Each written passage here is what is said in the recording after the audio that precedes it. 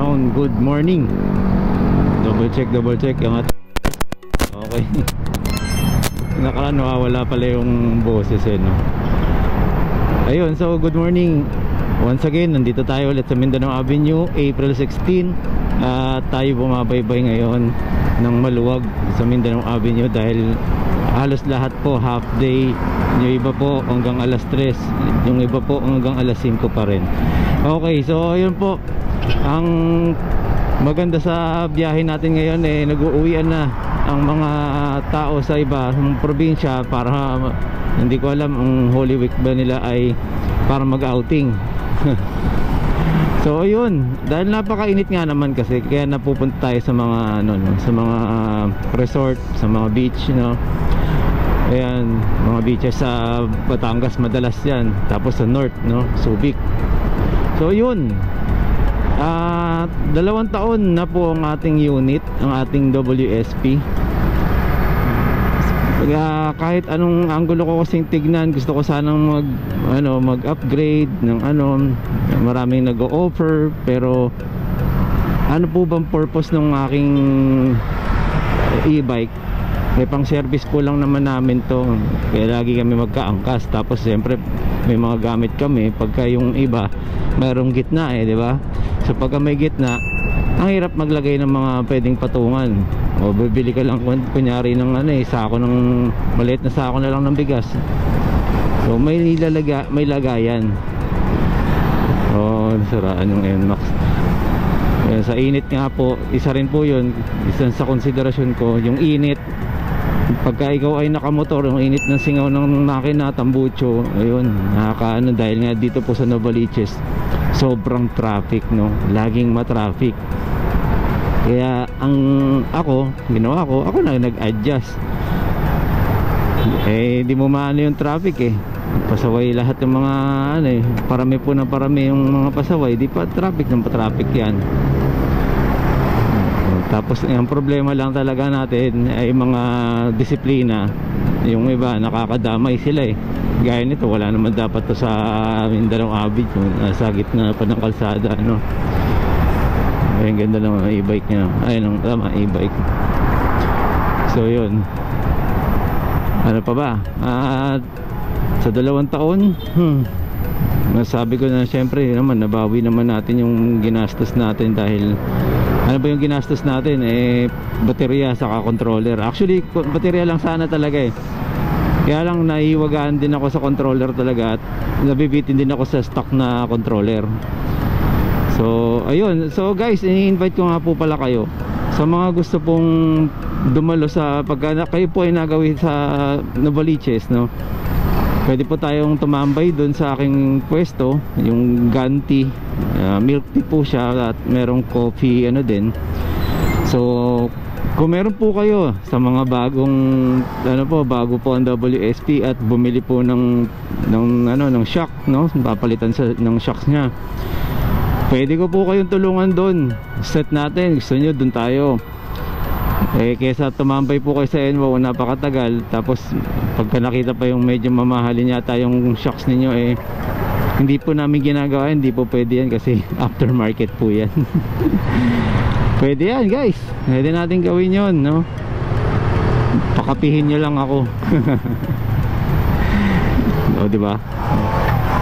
Or meron tayong mga kasama dito sa community po na to napakasarap dahil dito po nagtutulungan solid nakakatuwa.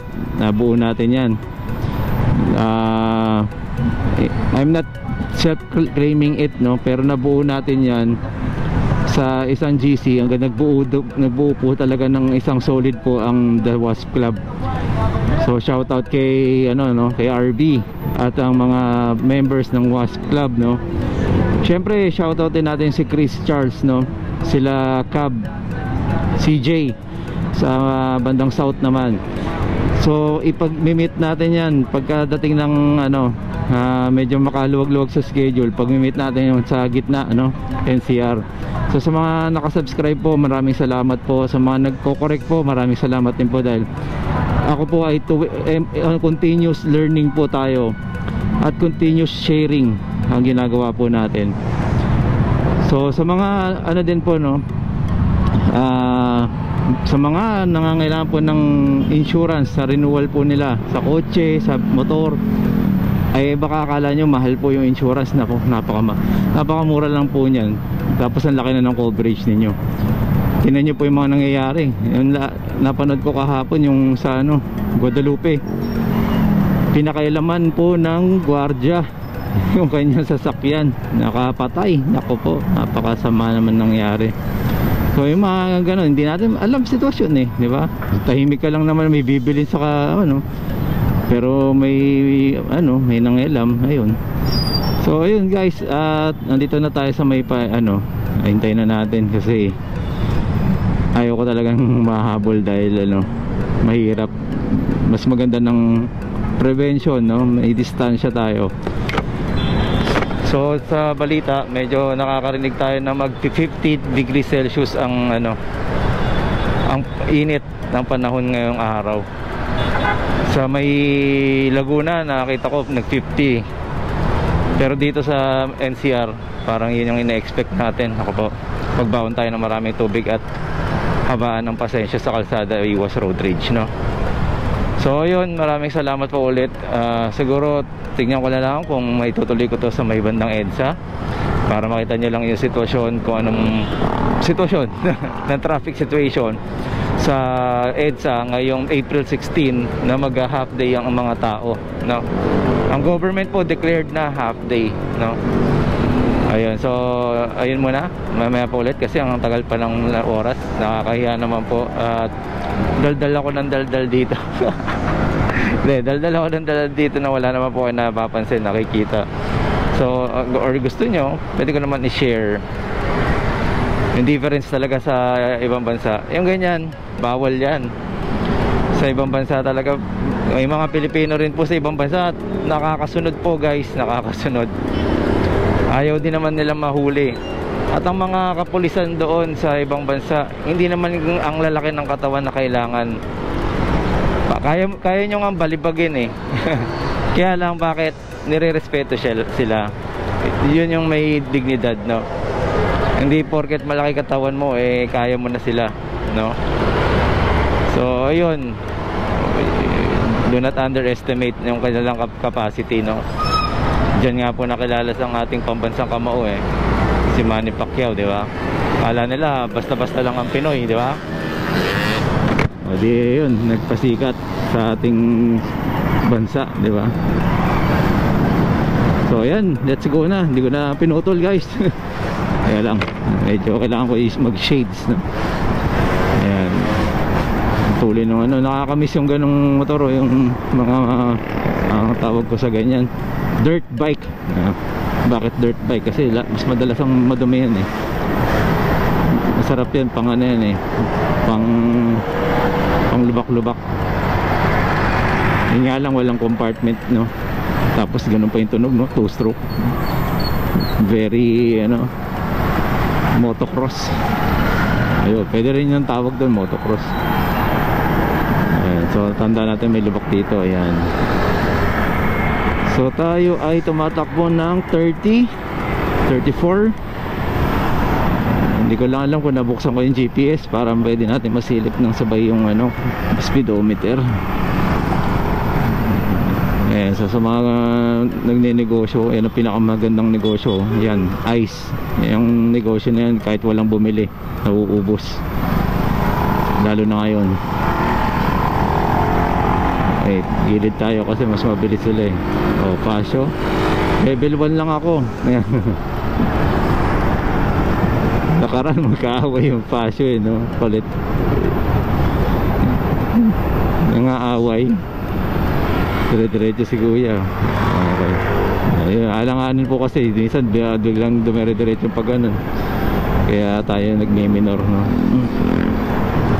So kung mapapansin nyo, kahit na isang kamay ka lang pero 2 fingers ka sa kanan.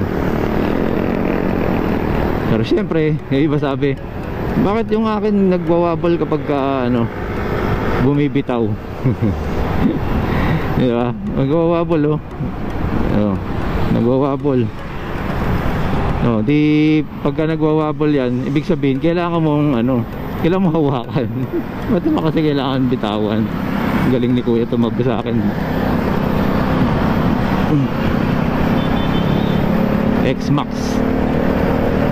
Laki, no?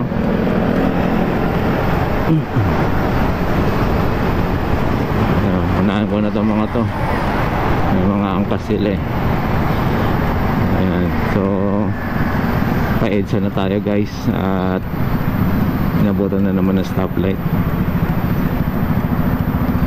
Oh, pare sa X-Max oh. Oh, panis. Excuse me po. Ayun, pinagkaiba ng X-Max nila. Hindi ko alam kung ano yung modelo sa kanila. Wala na akong alam sa motor masyado eh. Ito, Mio Gear oh. Ganda. Laki din yung niya, flooring niya. Ang alam ko yung gulong niya 14. Iba-iba na sukat eh. Ako kasi ako talaga guys, ang pinakagusto kong size ng gulong itong 12, number 12. Kasi kilala ko na yung mga gulong na mura na pwede. Ayun, nababanggit naman natin yung mga Kenda na yan. Pwede na yan. Pwede na pang harabas yan.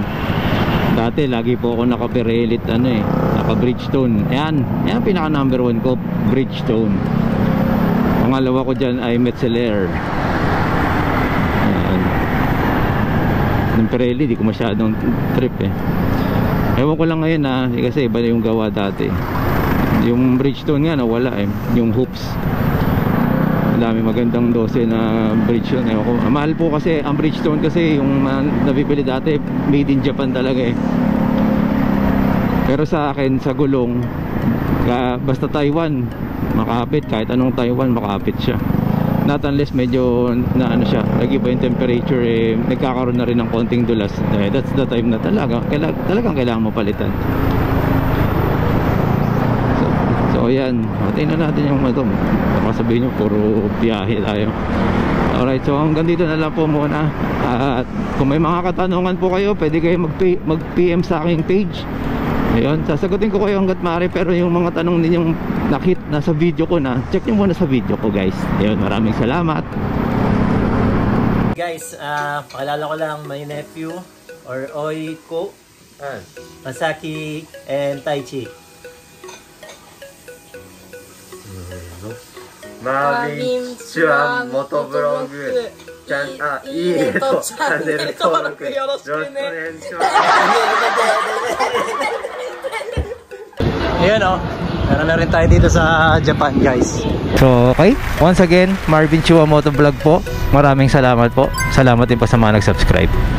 Subscribe, okay. Bulol pa no?